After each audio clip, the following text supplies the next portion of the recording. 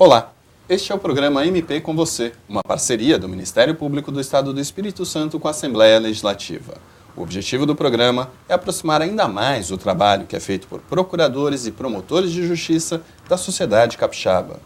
Por aqui, a gente pretende esclarecer as dúvidas sobre a atuação da instituição e mostrar como é feito o trabalho no Ministério Público Estadual. O programa de hoje recebe a promotora de justiça e dirigente do Núcleo de Enfrentamento da Violência Doméstica contra a Mulher, o NEVID, a doutora Cláudia Regina dos Santos Albuquerque Garcia. Vamos tratar desse tema que, infelizmente, é sempre atual. Vamos saber aqui de que forma o Ministério Público tem atuado para reduzir esses índices aqui no Estado e de que forma você, cidadão, pode contribuir para que tenhamos uma sociedade mais justa quando falamos de preconceito de gênero e violência contra a mulher. Já agradecendo a presença aqui da doutora Cláudia, aqui no nosso programa, na TV Ares. Doutora, a gente tem notícia recente de estupro coletivo, principalmente lá no Rio de Janeiro. Após isso, surgiu uma discussão na sociedade sobre o que é esse estupro coletivo, o que se considera estupro. Qual a visão que a senhora e o Ministério Público têm em relação a esse tema? Inicialmente, eu agradeço a oportunidade de estar aqui debatendo, refletindo e levando esclarecimentos para a população sobre um tema tão importante para nós do Ministério Público. Esse lamentável e triste crime que aconteceu com a jovem no Rio de Janeiro trouxe para nossa sociedade uma discussão, certo? Trouxe um fato muito grave, ou seja, todos os dias mulheres no Brasil são estupradas. Nós temos dados que indicam que a cada 11 minutos uma mulher no Brasil é estuprada. Ou seja, esse nosso programa aqui, que deve ter em média 30 minutos, enquanto nós estivermos aqui discutindo sobre esse assunto, 3 mulheres estarão sendo estupradas. É importante que a gente entenda, num primeiro momento, o que é estupro. De uma forma bem simples, para que todo mundo que está em casa possa entender, estupro é o sexo sem consentimento. A mulher dizer não é estupro. Exatamente. A vítima tem que ter condições de dizer sim e tem que ter condições de dizer não. Ou seja, o Código Penal ele traz que estupro é você constranger alguém mediante grave ameaça ou violência a manter conjunção carnal ou ato libidinoso. E vai além, traz que você ter relação sexual com uma vítima menor de 14 anos é estupro, com uma vítima que tem alguma deficiência, alguma debilidade, algum retardo mental é estupro, e a vítima que não está com a sua capacidade plena de dizer sim ou não também é estupro. Ou seja, a vítima pode estar embriagada e dizer sim, mas ela tinha condições de saber que esse sim ela era um sim, ou a vítima pode estar dopada por medicamentos, ter feito uso de drogas, tá certo? Então, se a vítima tiver com a sua capacidade mental reduzida por alguma dessas situações que eu coloquei aqui, configura, sim, o estupro. E, doutora, qual o primeiro passo que deve tomar a vítima de um estupro? Primeiramente, é importante que a vítima denuncie. O estupro no Brasil é um dos crimes mais subnotificados. Para você ter uma ideia, o IPEA, que é um Instituto de Pesquisa de Economia Aplicada, né, que busca esses dados, que faz mapas da violência, que trata não só do mapa da violência de crimes de estupro, mas de crimes de homicídio contra a mulher, de feminicídio. Ele mostra que o ano passado, em 2015, no Brasil, tivemos aproximadamente 650 mil casos de estupros. E por que eu digo que é subnotificado? O Fórum de Segurança, né, o Fórum Nacional de Segurança Pública, também no ano de 2015, traz que foram 50 mil casos de estupros que foram registrados ocorrência.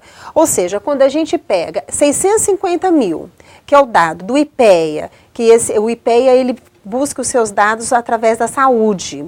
E quando você compara com os dados que vêm da segurança pública, você vê que bate mais ou menos 10%, ou seja, há uma subnotificação. Então, por que quando você me pergunta qual o primeiro passo que a mulher deve percorrer? O primeiro lugar é, sem dúvida, a denúncia. Por quê? Porque se a mulher não denuncia, há uma perpetuação desse crime. Esse agressor que a violentou sexualmente, com certeza vai estar por aí na rua cometendo o crime com outras vítimas, certo? A vítima, além de quando ela chega até uma delegacia de polícia e denuncia, ela imediatamente é encaminhada para o sistema de saúde, onde ela é socorrida com vários medicamentos, né? São medicamentos de doenças sexualmente transmissíveis, questão de gravidez, né? Toma-se a pílula para evitar a gravidez indesejada, claro, no caso de estupro. Tem também a questão da AIDS. Então, primeiro passo, procure uma delegacia de polícia. Se na sua cidade, né, onde a mulher está, não tem delegacia de polícia, chame a polícia militar, vá até o Ministério Público, procure o CRAS, o CREAS, ou seja, qualquer instituição pública, a mulher precisa chegar até ali e noticiar esse fato para que essa violência cesse. Hoje a mulher está sendo amparada nessa situação, doutora? No nosso estado, um dos maiores problemas quando a gente pensa no estupro é a revitimização. Então, o que a gente precisa quando você me pergunta se ela está sendo amparada? O maior problema não é a deficiência estrutural do Estado, mas sim o preconceito institucional. Então, o que nós temos hoje? O que a nossa sociedade entende como estupro?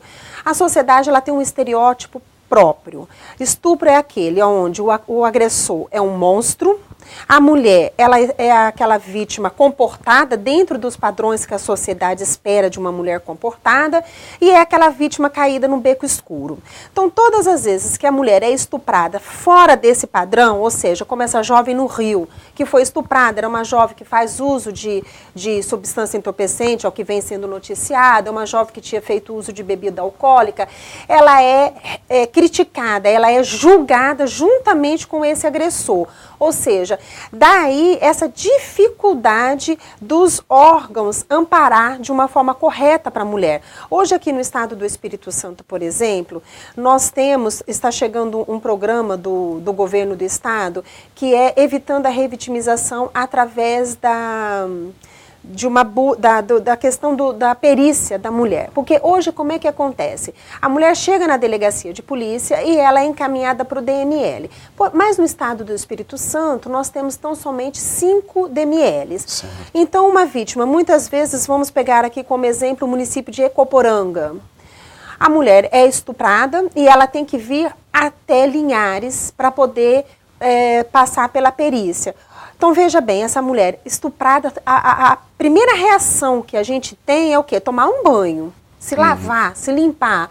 Mas essa mulher, ela terá que ficar aí, vamos colocar no mínimo umas 4, 5 horas para ser submetida à perícia. Então, hoje aqui no estado tem sido construído um programa através do governo do estado para que vários hospitais, vários profissionais da saúde sejam capacitados para colher essas provas, evitando a revitimização. É claro que o Ministério Público vai trabalhar em conjunto com o governo, porque nós temos aí 2 questões muito importantes. Primeiro, que precisa se evitar a revitimização da mulher, ou seja, aonde ela chegar, no primeiro hospital que ela chegar, ela tem que receber todos os atendimentos, inclusive ser submetida à perícia. Porém, a par disso, a gente precisa ter uma colheita de prova que vá servir para o processo. Perfeito, né? Perfeito. Então, na verdade, o que a gente vê? Dentro dessa humanização do atendimento à vítima, eu posso te dizer que a gente vê que tem sido, nós temos alcançado avanços nesse trato com a violência sexual contra a mulher. Agora, doutora, a gente vê muitos casos aí onde a vítima acaba não denunciando porque existe uma proximidade com o agressor. Muitas vezes é o próprio parceiro, né, o marido, o namorado. E também, muitas vezes, existe essa dependência financeira. Ela sabe que se ela denuncia o agressor, ele pode se voltar contra ela, ele pode negar o atendimento financeiro aos filhos. Como vencer esse medo, doutora? A Lei Maria da Penha, ela é muito sábia. Ela é tida, né, como uma das 3 melhores leis do mundo. E ela, quando ela classificou as várias formas de violência, ela colocou a violência sexual como um crime amparado na Lei Maria da Penha. Com isso, o que eu quero trazer? Há todo um manto protetor para essa mulher quando é vítima da violência doméstica no ambiente doméstico. Tá certo? Um crime sexual praticado por aquele seu parceiro, por uma pessoa que tem uma relação íntima de afeto. Realmente, a gente verifica que uma das maiores entraves quando a gente fala de uma violência sexual praticada no ambiente íntimo de afeto. Não estou falando de uma violência sexual praticada, por exemplo, nas universidades, praticada entre jovens, entre colegas, que essa tem uma outra característica que dificulta a busca de resolução. Mas essa propriamente dentro do ambiente doméstico, o que inibe, o que dificulta essa vítima a denunciar é uma questão que é tradicionalmente chamada como ciclo da violência. Tá certo? A vítima, ela mantém uma dependência, como você disse, financeira. Muitas vezes, mesmo vítimas que têm uma capacidade econômica que permitiria, né, que ela saísse dessa relação, mas ela tem uma dependência emocional, ela tem filhos com esse parceiro, ela tem uma família que fica, lamentavelmente, a gente encontra situações onde a família fica dando conselhos para a mulher aguentar mais um pouquinho, que aquele comportamento do homem vai ser alterado, ou seja, então a mulher, ela vive dentro desse ciclo e isso dificulta para que com ela denuncie. O colega de Domingos Martins, o promotor de justiça Evaldo, nos informou que uma vítima de homicídio, né, um feminicídio, ele conseguiu uma sentença condenatória onde chegou próximo de 30 anos, salvo engano a condenação foi de 27 anos, e foi um crime dentro do ambiente doméstico, ou seja, apesar de todas essas dificuldades, nós temos conseguido, né, o Ministério Público tem feito denúncia, o Judiciário tem se preocupado, tem lançado esse olhar de uma forma assim, posso dizer, bem dura até. Nós temos tido sucessos no judiciário com crimes de estupro e feminicídio no nosso estado. Perfeito, doutora. Eu vou pedir licença para a senhora e vou pedir licença para você que está nos assistindo. Nós vamos para um rápido intervalo e voltamos com essa entrevista com a doutora Cláudia Regina dos Santos Albuquerque Garcia, falando do trabalho do Ministério Público do Estado do Espírito Santo no combate à violência contra a mulher. Vamos falar daqui a pouco, no próximo bloco, do Núcleo de Enfrentamento da Violência contra a Mulher, o NEVID, e como você pode ajudar nessa luta. A gente volta já.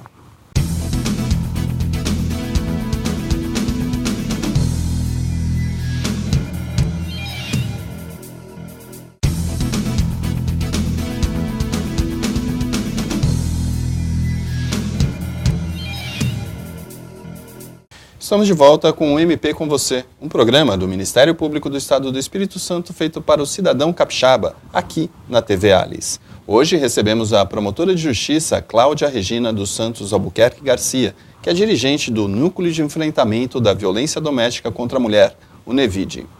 Doutora, nós estávamos falando no bloco anterior sobre a questão do estupro. Existe uma cultura do estupro? O que é isso? Então, a cultura do estupro é uma construção sociocultural que transfere a responsabilidade do estupro para a vítima. Há uma naturalização por parte da sociedade em relação à violência sexual praticada contra o corpo da mulher, praticada contra a mulher.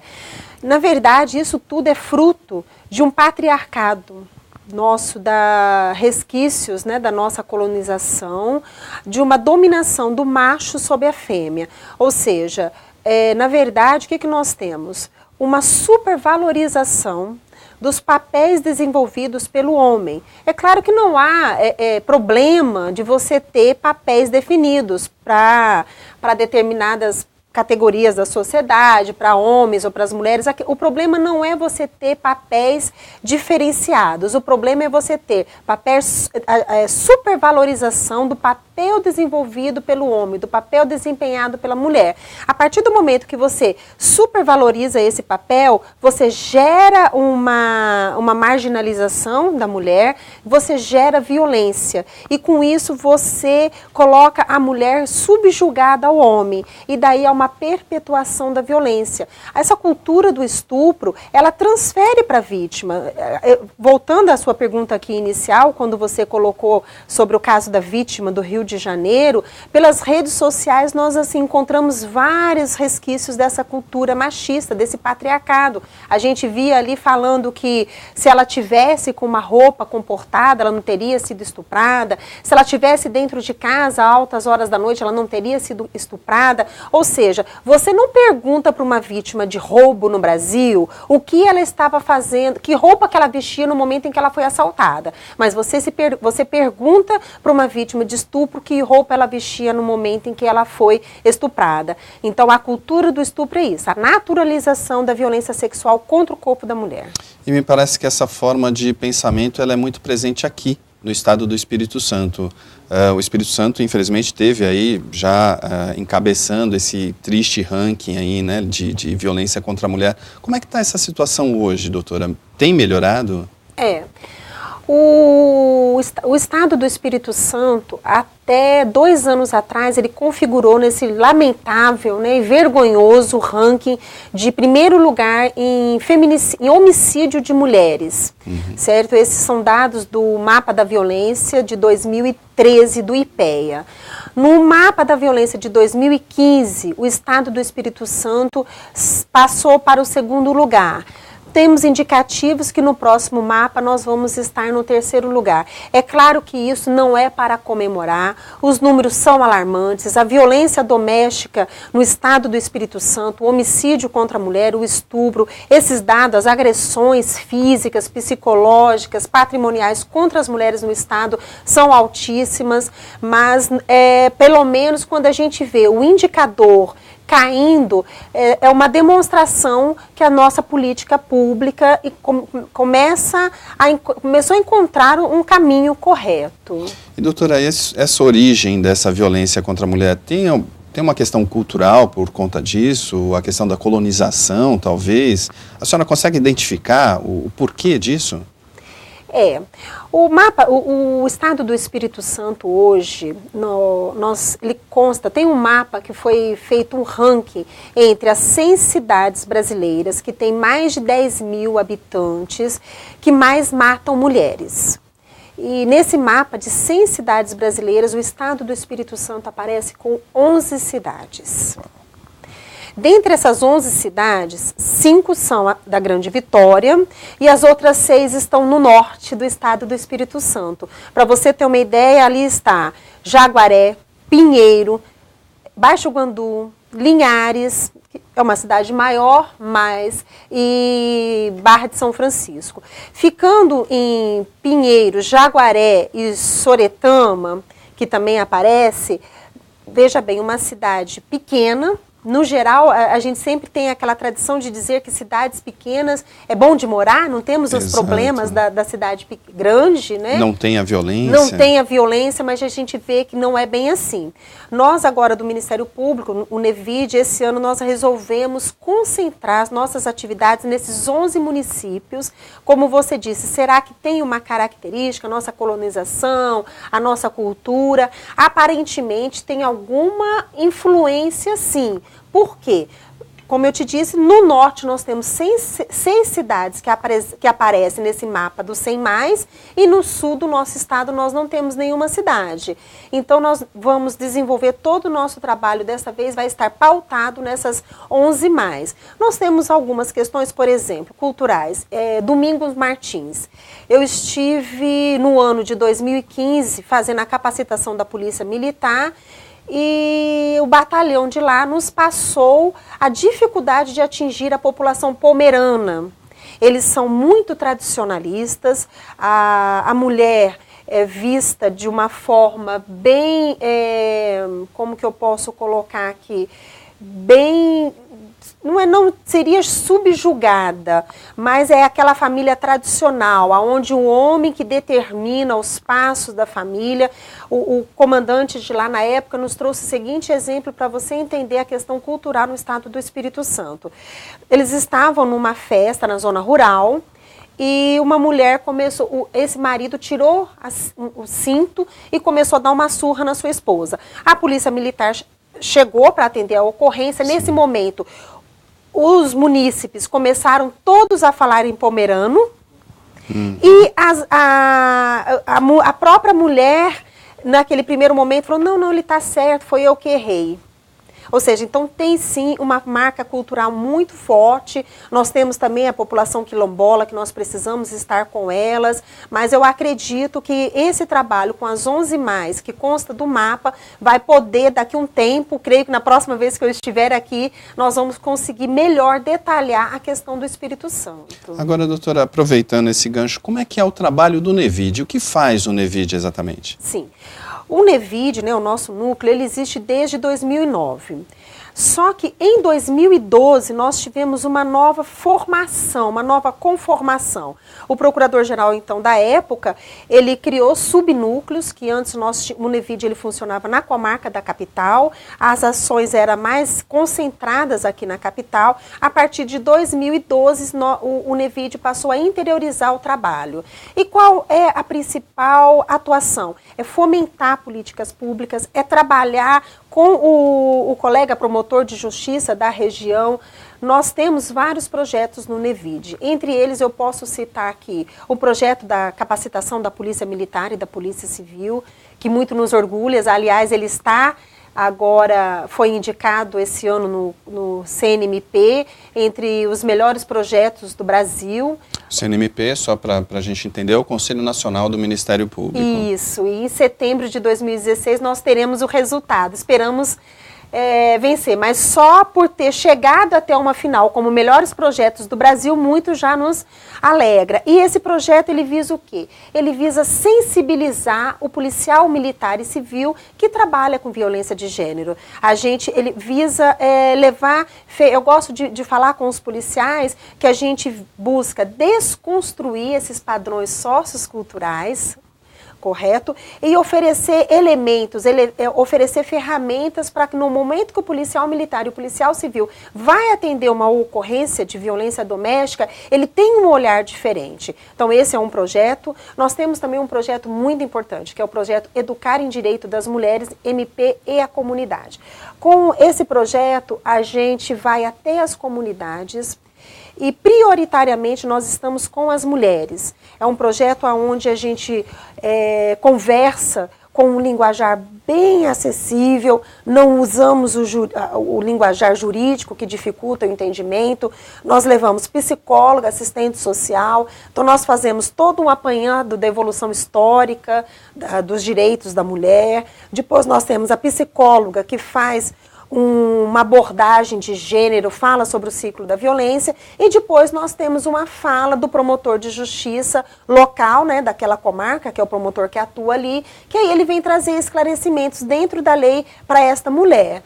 Nós estivemos em Jaguaré, estivemos com 70 mulheres realizando esse projeto. Então nós passamos ali 5 horas conversando com elas, porque a gente acredita o quê? No primeiro momento a gente capacita o agente que atende a mulher. E no segundo momento a gente volta na mesma comarca e leva essas informações para a mulher. Para ela, como você falou aqui hoje, como ela saber, muitas vezes a mulher vítima, ela não sabe nem por onde começar a buscar ajudas. Exato. Né?